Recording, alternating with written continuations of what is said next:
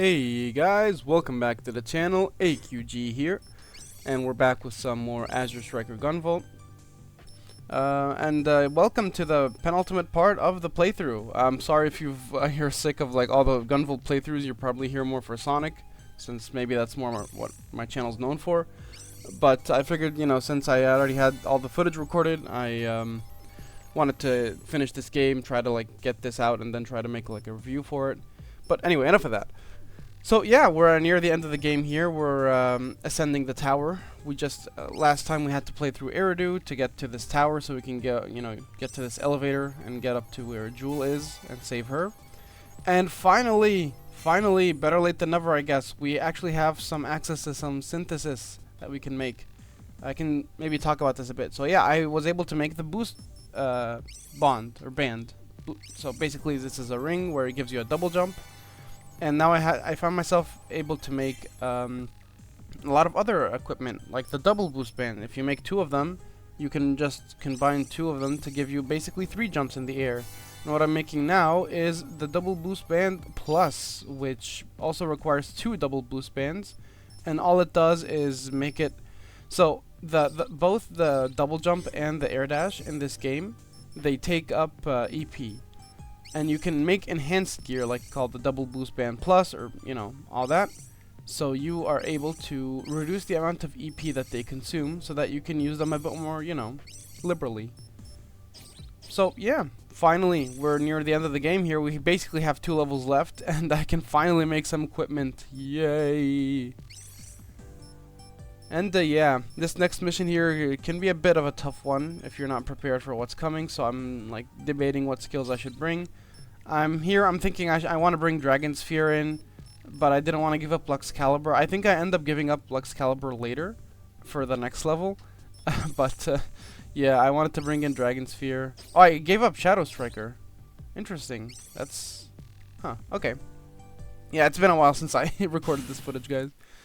But yes, we are finally able to ascend the elevator. I'm doing Fearless again because I'm just that stubborn.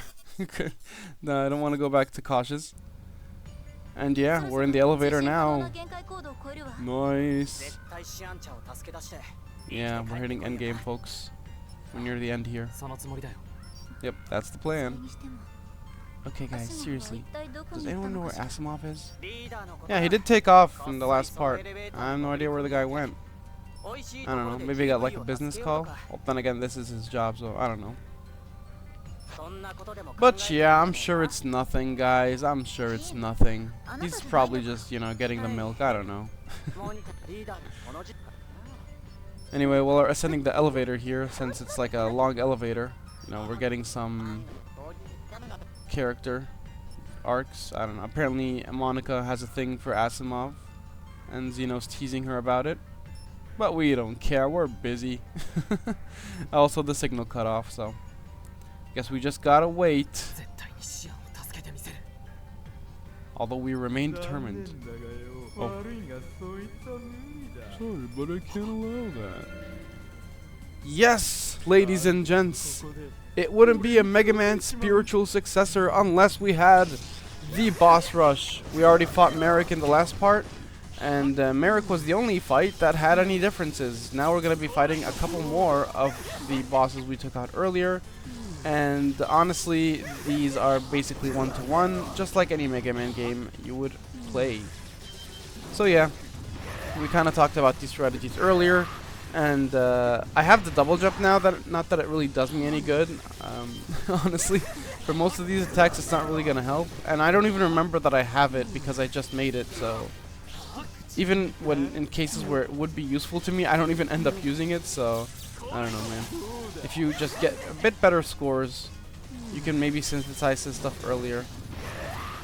But you're not really meant to synthesize it for like, the first playthrough. You're meant to like go back to these stages, try to get higher ranks, try to get more kudos and all that. And yeah, this is why Dragon Sphere is good for the bosses. They're just standing there for a lot of the time. A lot of their attacks are, give you a chance to tag them, and then they're just chilling there. So something like Dragon Sphere is pretty good. You just put it there. And yeah. Honestly, Shadow Striker also isn't bad for this fight. Or for all these bosses as well, because if you just put Gunvolt in the one area, the clone is going to constantly deal damage. So they kind of serve the same purpose, to be honest with you. I think I put Shadow Striker on, like I mentioned, in the next one, because one of the bosses we're going to be fighting later on, I think, really benefits. Or Shadow Striker really breaks that fight, I think, where it used to be, like, kind of difficult. I'll mention it when we get to it. But yeah, that's Stratos, I think that guy was called. The representative of Gluttony. Well, that's over with. But no, we're not done yet. Let's go for one more. So yep, we immediately go back to back with Yota and expect the third fight after this one too. So yeah, if you're not using the Pervasion Chain and you're having trouble, I recommend equipping it here if you're not, you know, too accustomed to dodging these guys' moves. But again, they remain unchanged. If you didn't have much trouble with them before, then you really shouldn't have, you know, a lot of trouble here. And yeah, there's that double jump coming in handy. Crash Bolt, Dragon Sphere, amazing, amazing. I will just spam them. And yeah, there's really not much to say about the boss rush. Yeah, so I guess I wanted to mention this point earlier, just go a bit more depth on it, since we're not really going to be seeing anything new here. Yeah, I know the maybe a lot of people aren't really tuning into the videos because it's Gunvolt playthrough, and I've been just uploading it. I was trying to balance it with the other playthrough I had going on, which was Sonic Adventure. But, you know, things got pretty busy, and I found myself not sitting down to record often. I would just record Gunvolt on my, you know, when I had some spare time. I just played the game. I played this game a lot already, so I just, you know, just turn on the recording software and just record some parts. And now it's just as easy as commentating over it and just uploading it. So yeah. So we're actually 2 parts away. This part and the next part should be the final part, and we're gonna be wrapping up the story. I was debating doing like an extra part where I'd show off like some additional stuff, but I didn't really feel the need to do that anymore. I mean, any additional stuff is like missions, any gear that I haven't synthesized, which isn't too special really. There's nothing you haven't seen that's truly game-changing. But there is a point I wanted to mention about the Enhanced Trilogy, though, that I didn't notice. I made 2 videos covering these, and I didn't mention it in either of them because it wasn't something I really noticed. But in Gunvolt 1, like the initial release, I think the 3DS version, you know, the Steam version, the Switch, whatever it's on, anything but the Enhanced Trilogy, it has what is called speedrun mode, and that in of itself has 4 modes, like 4 different modes you can play. I know like one of them is a point blank mode where the closer you are, the more damage your flash field does. An Anthem mode where I think your Anthem is powered up or something like that. And 2 other modes which I'm not recalling at the moment. Those aren't here for some reason. I don't know why. I genuinely do not know why these are not in the Enhanced Trilogy. It just baffles my mind that I just keep finding reasons to like not recommend this to Gunvolt fans, honestly. Like if you're like a new Gunvolt player, I don't know how you'd be on my video of all videos, but if you haven't played any of these games before, I'd say the Enhanced Trilogy is probably worth it for you. It's probably a better deal than buying the 3 games individually.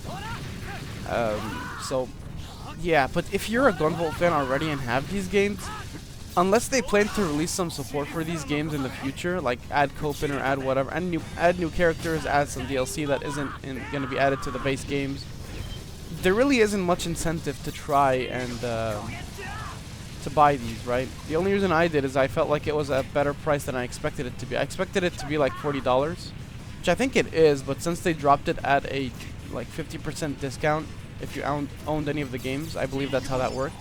I felt like it was, you know, worth talking about. But yeah, Gunvolt 1 doesn't have the speedrun modes, which is very baffling to me. I have no idea why that is the case. So yeah, if you didn't know that, that's another point that I just noticed. So yeah, I don't know, man. It's so odd. But the hard and easy modes are still there, just so you know. Gunvolt 1 had an easy and hard mode. They're still here in the Enhanced Trilogy, so yeah. Anyway, after you defeat Viper, yeah, that was Viper, basically the same fight. You come up and you finally hit a checkpoint. By the way, those 3 boss fights, they're back to back. If you die during any of them, you have to do the full thing all over again. So, you know, be mindful of their attacks. Try not to be reckless. Keep in mind, guys, playing defensive is your, is your best ally in these fights. Try not to prioritize damage if you feel like you're going to be taking damage in return. I know you have Galvanic Patch and all that, but you only have so much SP to go around, so keep that in mind. But yeah, you hit this checkpoint after the 3 fights, and you face off against Elise one more time. And it's revealed that apparently it wasn't just 2 Septima, or her Septima was creating 2 copies or whatever of herself. But there was a 3rd one as well, this like crazy demon one that has the power to revive them as well. And now Elise tells us that just before we ended her, she released this demon thing, and yep, that's why everyone is back. So actually, one of the few Mega Man games, or I keep referring to it as a Mega Man game, but one of the few like games of this nature to, you know, give us an explanation as to why we're fighting all these guys again. But yeah, we're fighting them again because Elise revived them all, so that sucks. But yeah, anyway, as for the Elise fight, like all the other fights, it's basically the same. This is the only one that's... Actually, maybe, I guess I have to take it back. I was wrong.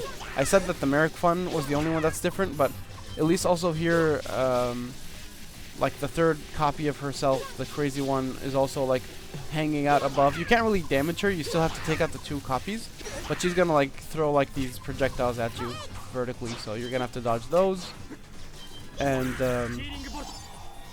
unlike the snakes and the knives that the other 2 throw, these aren't like physical projectiles, so you have to dodge them. Which I guess it kind of gives the Elise fight some difficulty. But here you see, I took them out both at once, but the 3rd one exists. So this time it's guaranteed to resurrect. You're guaranteed to see her special if you didn't see it in the base fight. So yeah. And now they're both back at half health. We have to like balance out again, dodge. But again, this fight, like I mentioned, like the thing with most of the, not just this game by the way, other I think Gunvolt 2 is like this as well, where a lot of the bosses are just gonna be chilling around like during most of their attacks. So what you're gonna be doing is just tagging them and just chilling there, zapping them while they're just like, you know, setting up an attack or whatever. By the way, that skill we unlocked is kind of important for leveling. I might mention it later. But yeah, she's going for a resurrection. But no, Copen steps in to stop her. He freezes her Septima and kills her. Otherwise, we would have been stuck in an infinite loop, because apparently Gunvolt wasn't up to the task, I guess. But yeah, other than that, the Elise fight is largely unchanged. It's just like the one clone throwing stuff at you, you have to dodge. Looks like my Greed Snatcher will even... Her meddling with life and death is an affront against God. So apparently there's this religion this guy follows.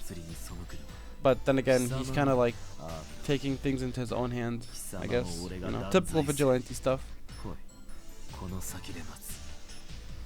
But yep, we faced off with everyone else. So, as you'd expect, Copen as well was one of the bosses of the stages. So, we're also going to be facing off with him one more time.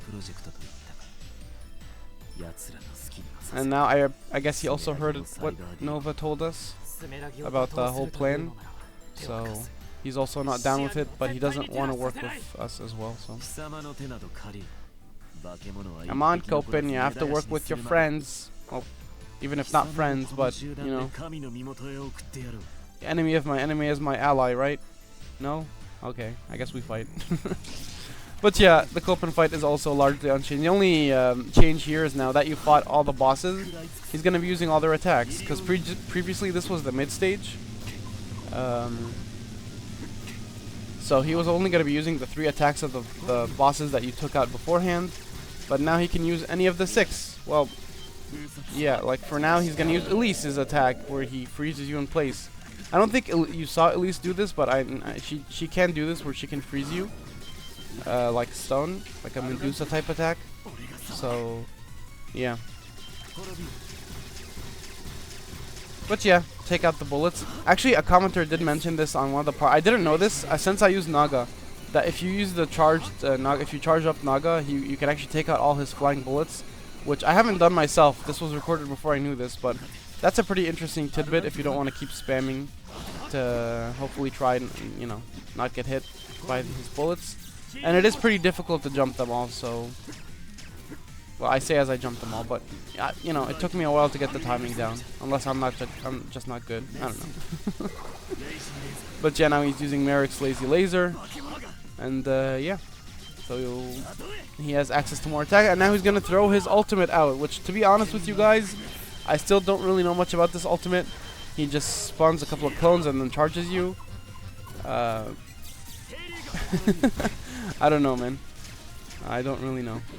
And this was actually a closer fight than I had anticipated, because I keep getting hit by the freaking thing. This should be an easy attack for me to dodge, but I keep dumping into it and attracting it because I'm just not thinking. And then my EP ran out. Like, oh man, am I gonna lose here? But again, Galvanic Patch is your best friend. And yeah, the double jump is very useful. So thankfully we did get some use out of it, even though I was crafting it so late into the game. And yeah, we took him out.